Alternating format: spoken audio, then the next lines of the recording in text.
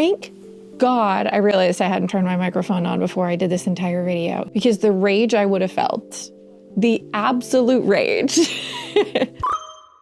All right, first and foremost, I didn't cut my hair. It's all tucked inside of here because it's cold and I'm using it as an extra layer of warmth. It was 14 degrees where I live. And before you come at me that that's like 14 degrees Fahrenheit is totally normal for where you live in the wintertime, it is not normal to be 14 degrees where I am in the wintertime. Where I live, we were supposed to have mild winters, and instead we just endured an ice storm, and apparently there's chance for more this upcoming weekend. Yay! Anyways, I'm cold, so my hair is tucked in here.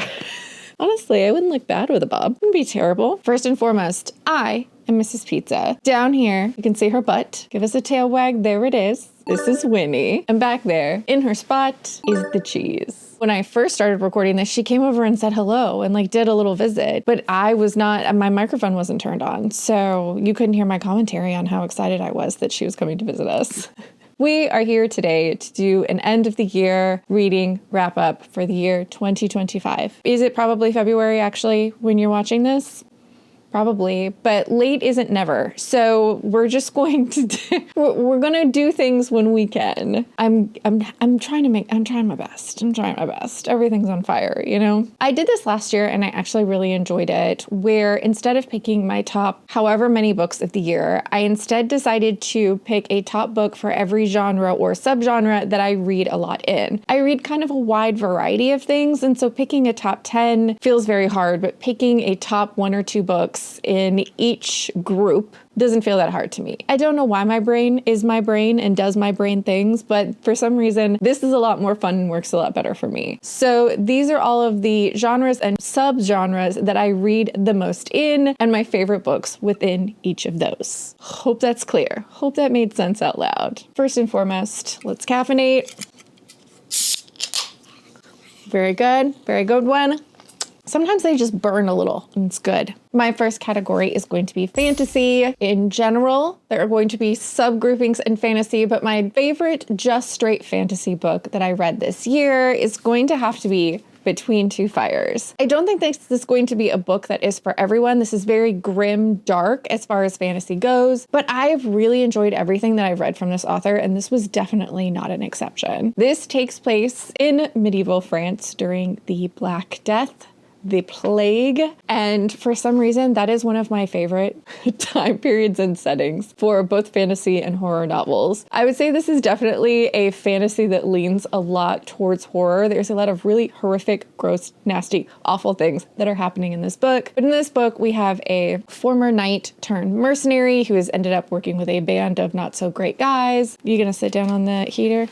I don't blame you. It's freaking cold. He comes upon a young girl, and after saving her, these two go on an adventure where they quickly also end up being joined by a priest as they travel across medieval France on a holy mission. The background to this being the big bads and the big goods being angels and demons locked in a battle that is happening behind the scenes of these people traveling across France and encountering demons and monsters and just trying to get this girl from point A to point B. I really had a good time with this. And if you like a grim, dark fantasy with a touch of religion in it, this was definitely worth your time. My runner-up for this is going to be Audition for the Fox, which is a book that I read not too long ago and truly enjoyed. It's very short, and I honestly picked it because I liked the cover, which honestly worked out well for me, so I'm not complaining. This is the story of Nessie, and she lives in a fantasy world where anyone that is a descendant of the gods, because in this world,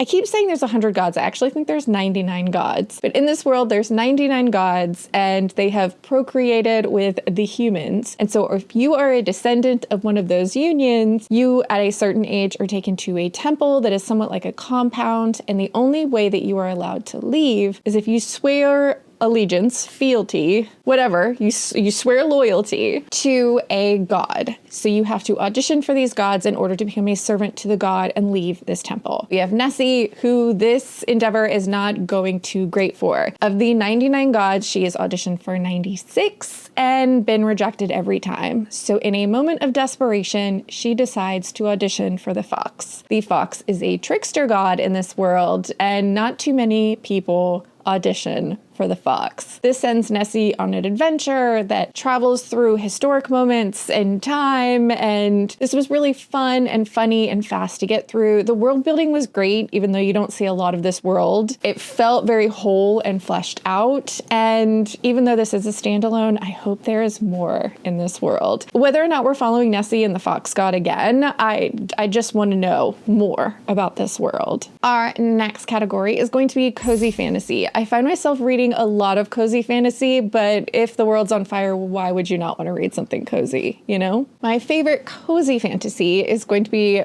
Brigands and Breadknives, which I don't know why that title gives me such a hard time, but damn it, it does. This is a continuation of the Legends and Lattes series, which starts with Legends and Lattes, continues on with Bookshops and Bonedust, and now we have our third installment. In this book, we are actually following Fern, who is a character we are introduced to in the second book, which is technically a prequel, so it's book 0. Fern is a ratkin, so she is a mouse person who is a bookseller, and she has recently, in this book, traveled to a new town and a new city to start a new bookshop under the encouragement of her friend Viv, who is an orc, who is our main character in the first 2 books. But Fern isn't feeling too fulfilled by the life she's currently living. She doesn't know what she wants to do, but she knows she's not doing it. She knows whatever she's doing right now is not what she really wants to be doing, is how I'll put it. So one night, after she has a little heart-to-heart with someone, she gets a little drunk, falls asleep in a wagon, and accidentally finds herself on an adventure traveling across the land with one of its most notorious adventurers. And she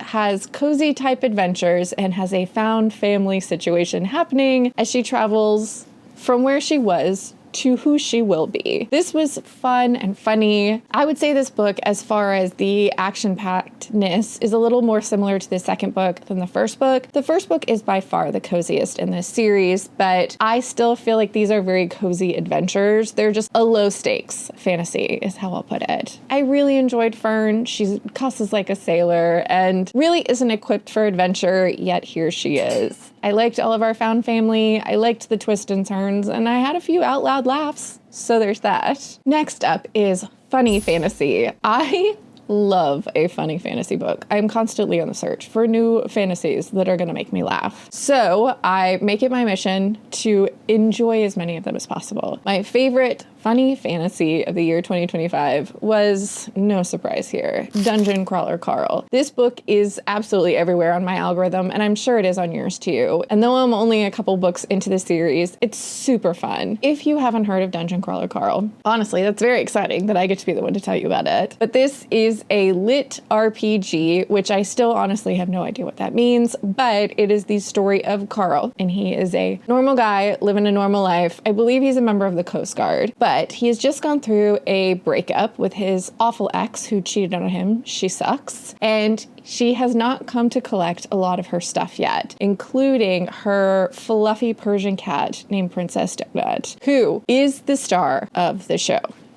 Hands down. Well, when one night Princess Donut escapes out an open window, it's absolutely freezing outside. It's like 4 o'clock in the morning and 4 degrees outside. And Princess Donut slips out. Carl runs outside trying to catch Princess Donut. The man doesn't even have time to put on pants. He throws on a jacket and a pair of Crocs that don't even fit and goes racing out the door just in time for the world to end. He just happens to be in just the right place to survive the beginnings of an alien invasion that is a reality TV show. It's a tournament to the death that is being televised across the universe, and Carl and Princess Donut are now active participants, aka dungeon crawlers. In the first book, we are introduced to this world. We are getting to know Carl, Princess Donut, and a few other characters we meet along the way as they travel through the dungeon just trying to survive this mess. But also, they need to be popular and gain viewership. It's a popularity game on top of being a fight for survival. This is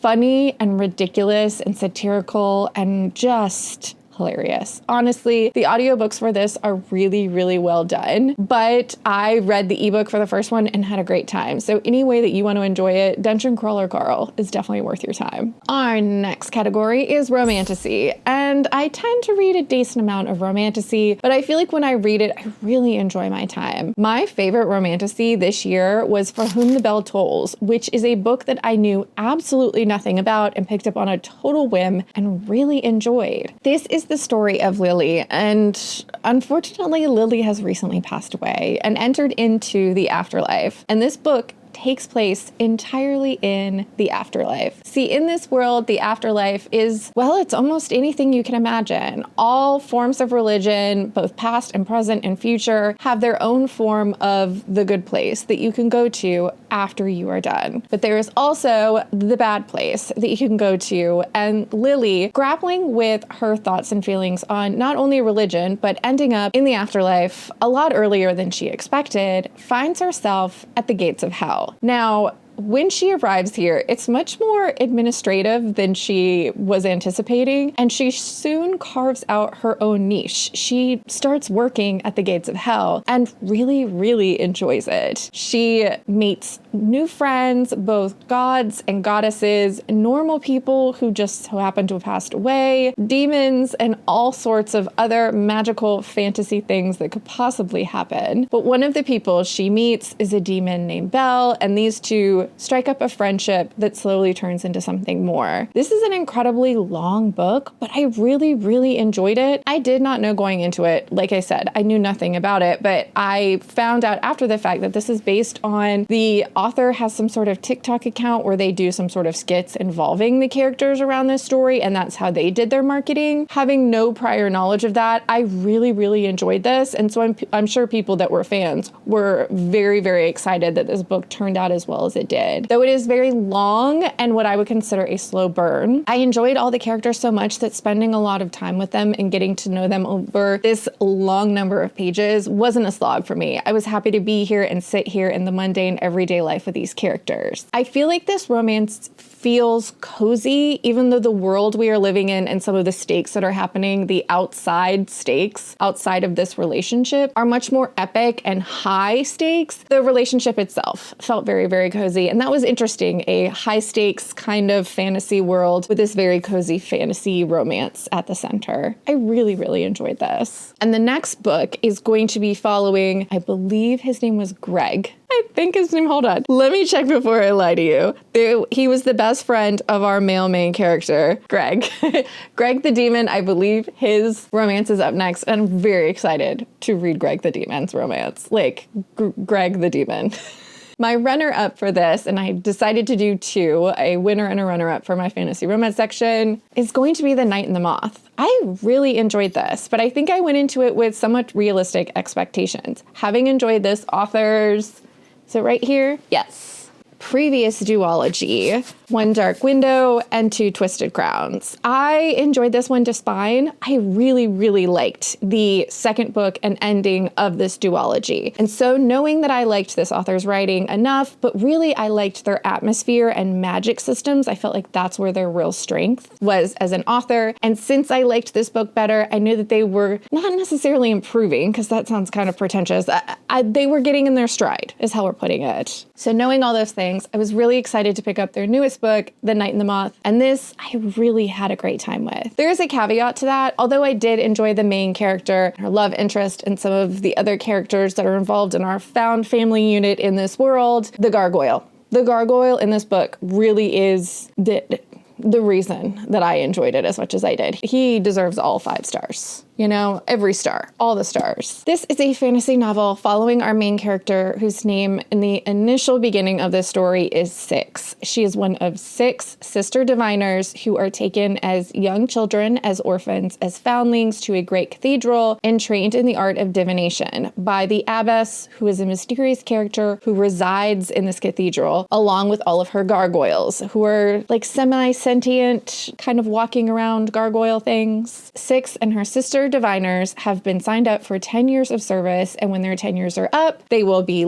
let out into the world and new girls will be brought in to become diviners. A lot of wealthy and prestigious people in this world travel to the cathedral to have the diviners read their fortunes. When the newly crowned king of this world comes to have his fortune read, it goes a certain way, and shortly thereafter, Six's sister diviners start going missing. So Six has to go to the first knight of the king, who is infuriating and quite cute, and ask for his help in finding her sister diviners. These two go on an adventure. There are other people that come along for the ride. We are learning about the religious system, the gods and the diviners and all of that in this world, while also like hanging out with like a super cute boy.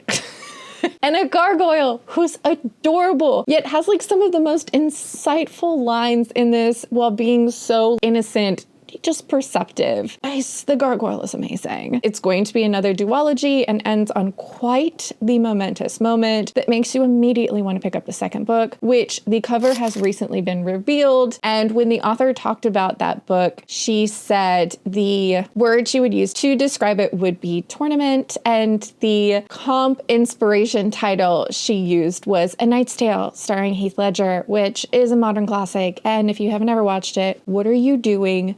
Go watch it. That makes me even more excited to pick up the next book in this fantasy romancy duology. Our next category is horror, which I have found myself reading more and more horror of late, and I'm having a great time. But by far, are you okay? By far, my favorite horror that I read last year was the Haar. This is something that I've talked about in quite a few videos, so if you haven't heard me gush about it before, here we go. This is a really short, really gross, really heartfelt horror novel. This is the story of Margaret. Margaret is an older woman living in a small fishing village in Scotland on an island. She has spent the majority of her life on this island. She raised her child here. Her entire love story with her husband was on this island. She's lived here, she's loved here, and she's gonna die here, damn it. But an American billionaire has set his sights on buying up all this land to turn it into like a golf course or something obnoxious, like a billionaire would. And he has been systematically buying up all the land, but all the people left who don't want to sell, like Margaret, he's getting progressively nastier, trying to force them off this land. When one day, Margaret is walking on the beach and she finds a sea monster, a drippy, goopy, nasty sea monster. She takes it home and a lovely friendship ensues, and so does carnage. This book is disgusting. Really gross, really awful, but also there is this lovely friendship element between Margaret and this monster, and I don't know how else to describe this other than the ending felt incredibly heartfelt and hopeful, even though everything that happened was really, really gross and nasty. This is a really hard book to describe, but definitely worth your time. I've read several other books from this author now, and he's really good at his job. He's really good at his job. And The Haar was by far my favorite horror novel of this past year. The next category we're going to talk about is Gothic, because I read a lot of Gothic books. I love a Gothic. I love some damn Gothic. My favorite Gothic book this past year was Blood on Her Tongue, which I randomly got from the library and enjoyed the absolute crap out of. This is a historical horror Gothic novel following Lucy, who has recently received a troubling letter from her twin sister, Sarah. Sarah is married and lives out on a bog out in the middle of nowhere with her fancy rich husband in a great big stone building. It's Gothic as hell out there. Well, one day when people were digging up peat on Sarah's husband's land, they discovered a body in the bog. They removed said body, which is a terrible idea.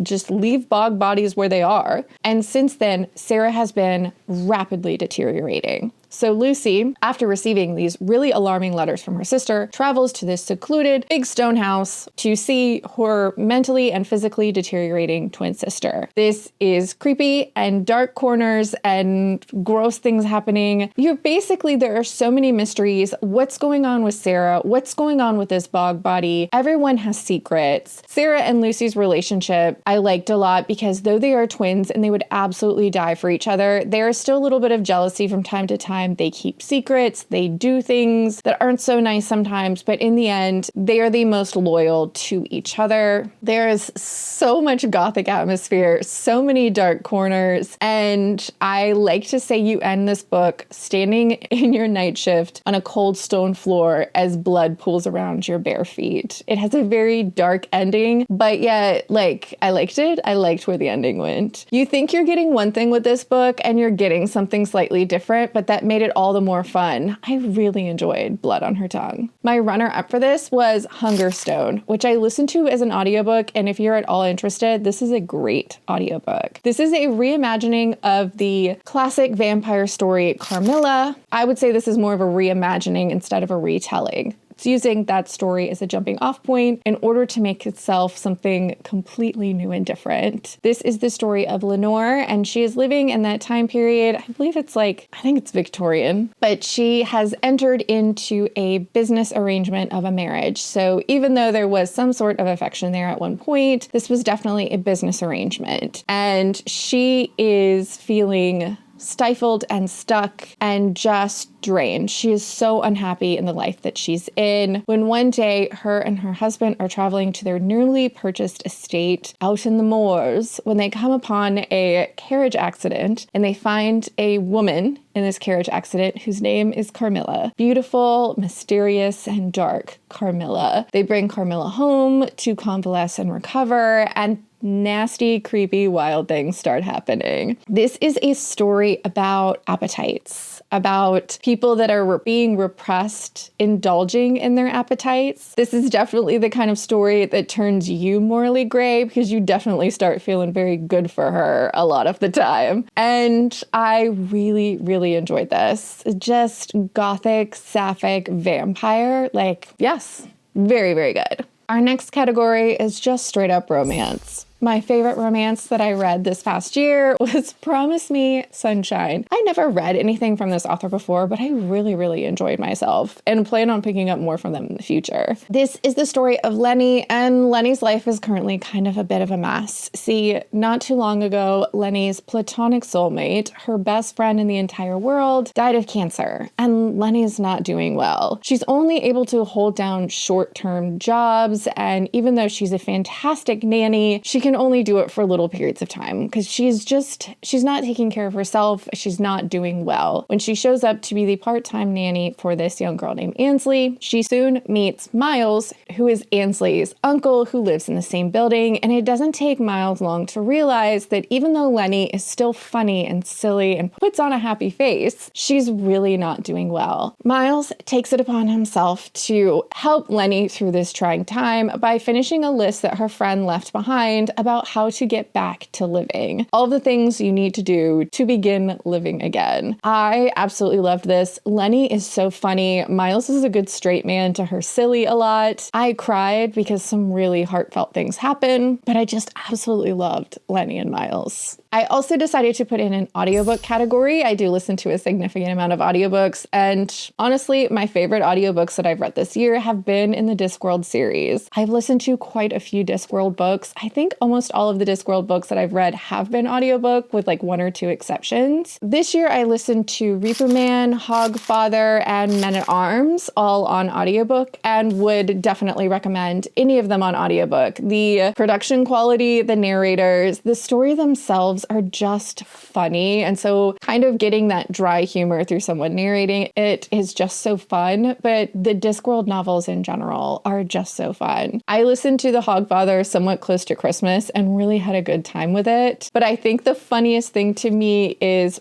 there is a lot of footnote in the Discworld novels, and they will, whenever a footnote is being read, they will play a little jingle. It will actually switch narrators to someone who narrates only the footnotes. It's a lot of fun. The footnotes are usually quite hilarious. If you're looking for an easy listen for a fantasy book, something that's going to make you laugh, Discworld is an audiobook. 10 out of 10. And the last category I decided to go with, I actually read quite a few classic books this year. That's something that I've always tried to do, is just mix in a couple of classics, whether those be kind of modern classics or something a little bit older. But my favorite classic that I picked up this year was We Have Always Lived in the Castle. I just started reading Shirley Jackson this year, and I am definitely a Shirley Jackson fan. And this is by far my favorite Shirley Jackson book. This is the story of Meerkat, and she lives in a very small town, but she lives in a great big house secluded from this small town. She and the other two remaining members of her family all are treated with suspicion and hostility from the members of this town. They are very much othered. Meerkat is an odd creature. She's very superstitious. She has a lot of rituals that she performs in order to keep her family safe. And she has a very strange and wholly original way that she thinks. And we're getting this story from her perspective. But this story as a whole is the othering of people, mob mentality, and how people can become an urban legend. This is the origin of an urban legend in a small-minded town. This was really well done. I really liked it. A lot weirder than I thought it was going to be. And I thought a lot of the images that were invoked in this story that Shirley Jackson uses to show you what she's telling you were really, really effective. This I really liked. I really, really liked this. Also, this cover is like really cool. But that, kids, was a quick little wrap up of some of my favorite books that I read last year. Sorry it's a little bit late, but like I said, late is better than never. I would love to know what some of your favorite books were in some of these categories from last year. I'm always looking for a good book recommendation. If you had fun hanging out with me and the dogs, please subscribe, and I'll see you next time.